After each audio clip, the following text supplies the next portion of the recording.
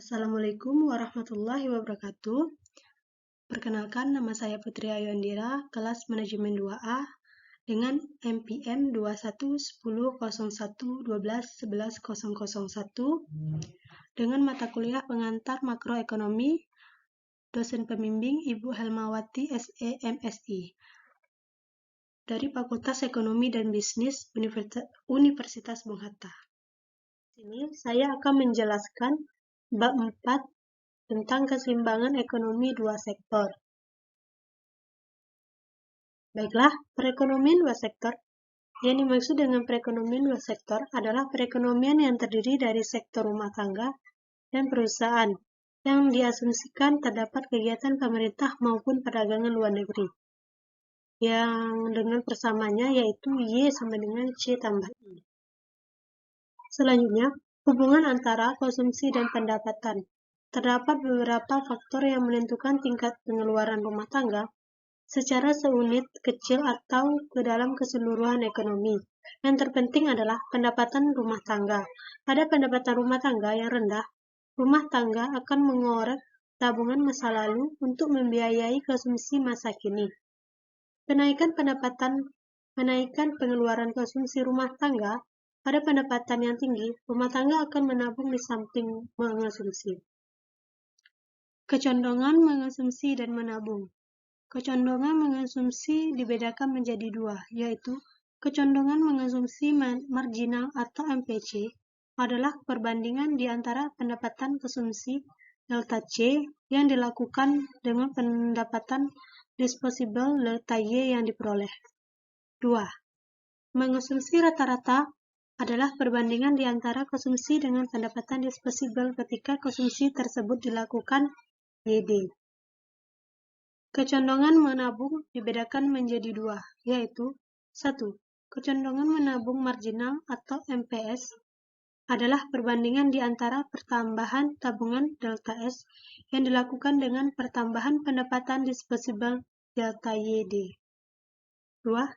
Kecondongan menabung rata-rata atau APS adalah perbandingan di antara tabungan S dengan pendapatan disposable YD. Adapun fungsi konsumsi dan tabungan. Ciri-ciri fungsi konsumsi dan tabungan. 1.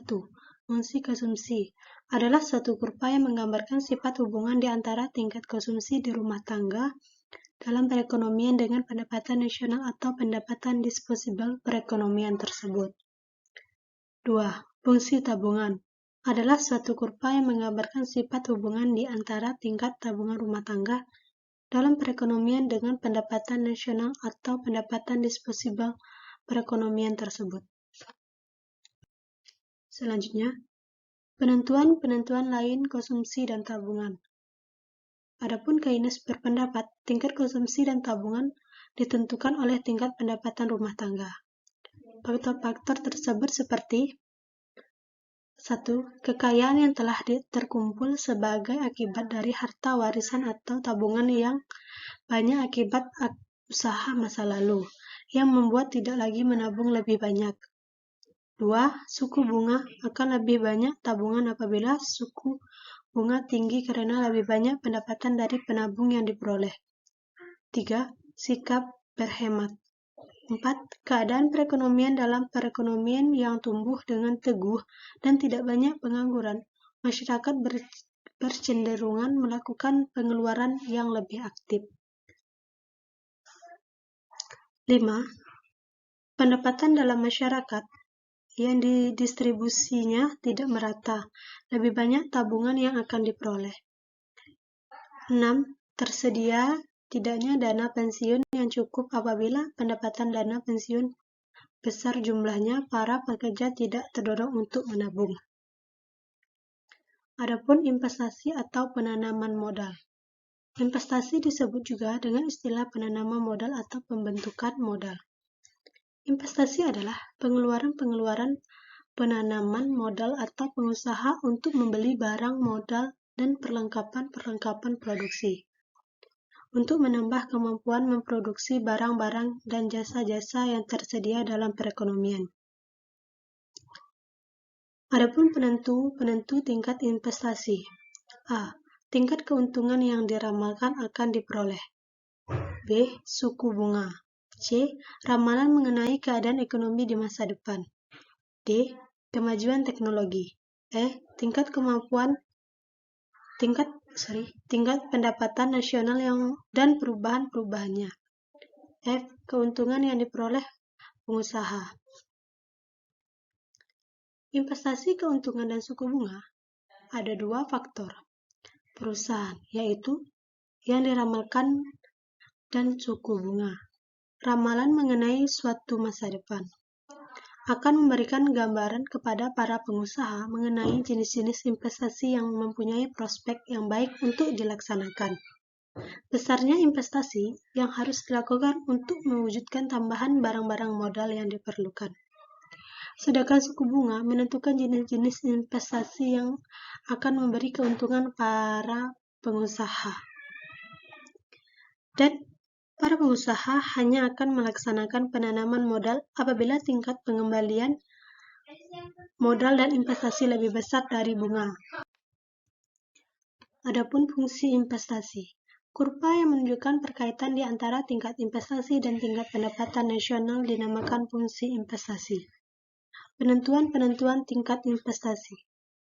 Ramalan keadaan perekonomian di masa depan, perubahan perkembangan teknologi, efek pemutuhan pendapatan nasional, keuntungan perusahaan.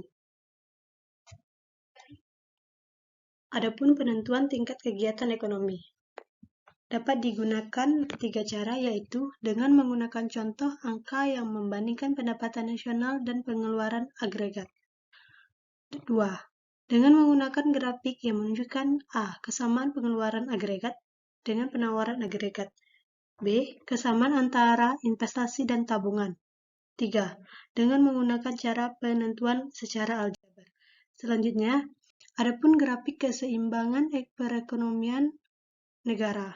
Terdapat dua grafik, yaitu pertama, grafik tentang pendekatan pengeluaran agregat penawaran agregat. Grafik kedua, pendapatan suntikan bocoran. Ini adalah penjelasan dari kedua grafik tersebut. Pertama, garis Y sama dengan AE adalah garis yang membentuk sudut 45 derajat dengan sumbu datar.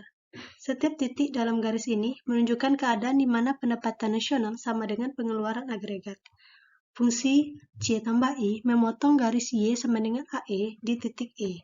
Dengan demikian, titik E menunjukkan kedudukan di mana tingkat keseimbangan perekonomian negara tercapai, dan pendapatan nasional adalah 840 triliun.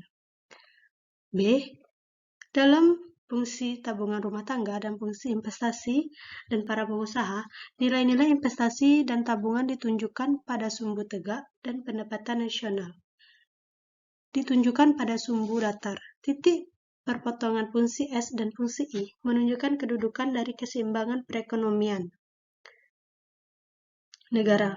Tingkat keseimbangan perekonomian akan dicapai pada titik E, yaitu keadaan di mana investasi sama dengan tabungan. Selanjutnya, adapun perubahan keseimbangan multiplier. Dari satu periode ke periode lain, keseimbangan pendapatan nasional akan selalu mengalami perubahan dalam perekonomian dua sektor. Perubahan tersebut disebabkan oleh perubahan dalam investasi.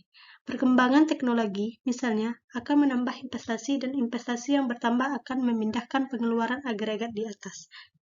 Adapun analisis mengenai multiplier bertujuan untuk menerangkan pengaruh dari kenaikan atau kemerosotan dalam pengeluaran agregat ke atas tingkat keseimbangan dan terutama ke atas tingkat pendapatan nasional.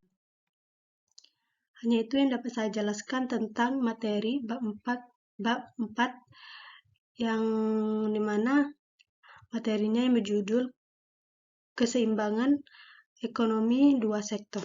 Terima kasih.